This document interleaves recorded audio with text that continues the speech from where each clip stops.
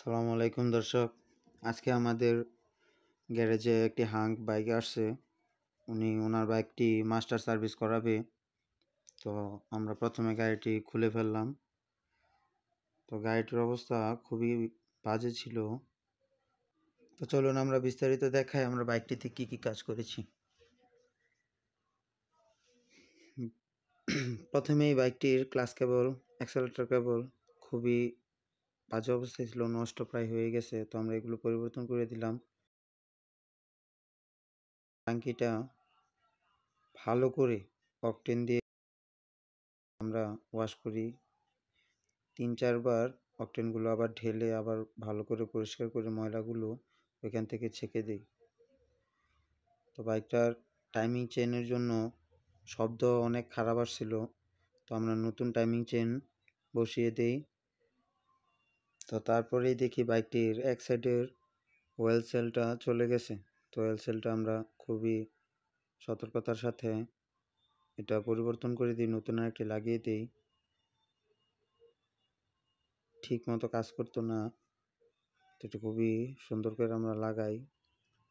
তো বাইকটিতে আরও একটি প্রবলেম ছিল, এই নাটটা ভেঙে গেছে এখান থেকে, যার কারণে এটা লেদে নিয়ে আসতে হয়েছে।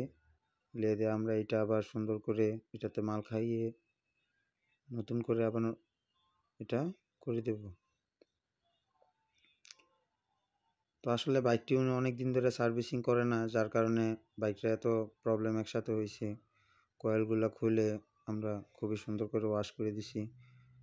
এই দিক দিয়ে ময়লা আটকায় এমন অবস্থা হয়েছিল বাইকের যে খুবই কি বলবো। তো এইখানে সবসময় আপনারা এটা খোলার পরে এটা লাগানোর সময় একটা আঠা আছে, এই আঠাটা দেওয়ার চেষ্টা করবেন, তাহলে এটা খুবই সুন্দর করে লাগবে আর দীর্ঘস্থায়ী হবে।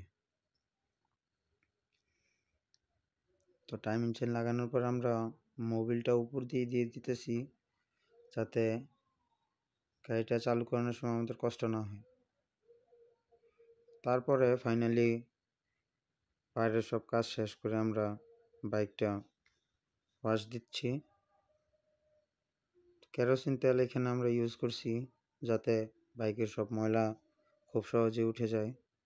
তারপরে ফোম ওয়াশ দিয়ে খুবই সুন্দর করে সতর্কতার সাথে আমরা বাইকটি ওয়াশ করি। বেয়ারিংগুলো বাইকটির অনেক খারাপ ছিল, এগুলো আমরা পাল্টাই দিছি।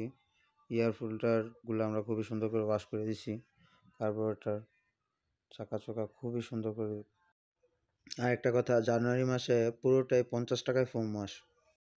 তো আপনারা যারা আপনাদের শখের বাইকটি আমাদের কাছে সার্ভিসিং করতে চান, আমাদের পেজে আমাদের ঠিকানা এবং নাম্বার দেওয়া আছে, আপনারা যোগাযোগ করে আপনার শখের বাইকটি আমাদের এখানে সার্ভিসিং করাতে পারেন। আসসালামু আলাইকুম। সবাই ভালো থাকবেন, সুস্থ থাকবেন। আল্লাহ হাফেজ।